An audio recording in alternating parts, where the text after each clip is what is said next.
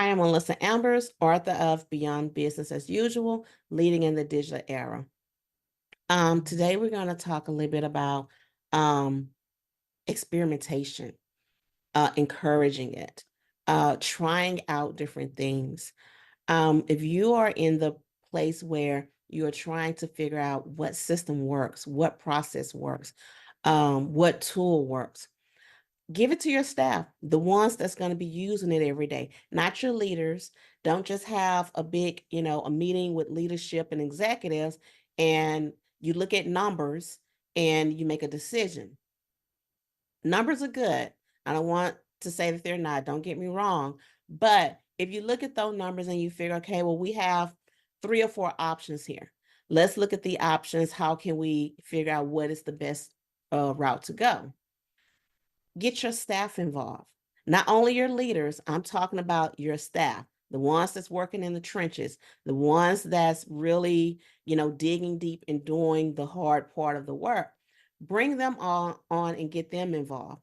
Even if there's a tool that may not look right because it doesn't fit the parameter of where your numbers are and the your assessment that you perform, if there's something that you think, this kind of works, but it really doesn't fit, based on our numbers and all the data that we have, it really don't fit.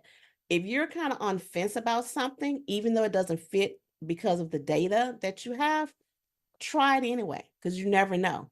And with encouraging experimentation, it will give you a full-blown view of what's going to happen, why it's happening, and the questions of, um, do we really need this?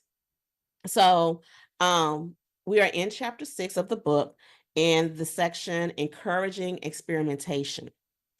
Innovation often emerges from experimentation.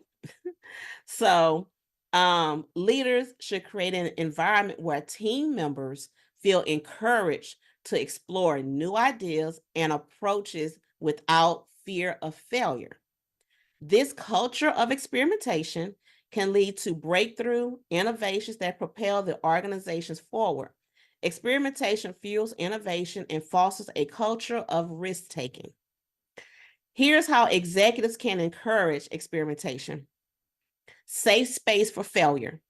Create an environment where failure is not punished, but seen as a valuable learning experience. Encourage teams to take calculated risks and learn from both successes and setbacks.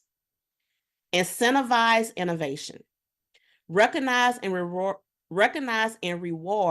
innovative ideas and experiments.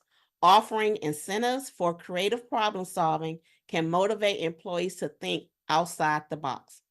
So like I was saying, include your staff, include your employees in this process, because this is how not only are you going to bring them in on the shift and we're getting ready to change, we're making some changes, but you're bringing them in because they're going to help you to make it comfortable for everybody else that you're pushing this out to. A majority of the time in organizations, those decisions are made up top. The meetings are there, everything is done up top. Nobody knows anything until the final decision has been made, where either a memo goes out or leaders are, hey, we got this new system, you're going to be trained on it, and this is when we're going to train, and blah, blah, blah. Right? So what are they to do? Okay. It's a change. But if they're brought in the process, then it's going to be a lot easier. It's not going to be as tense.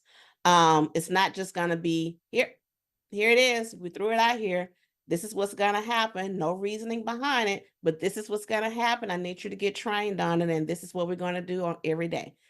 So I challenge you to change the way you're communicating and shifting with your organization and how you're doing some of those things. I'm Melissa Ambers with Beyond Business as Usual, Leading in the Digital Era.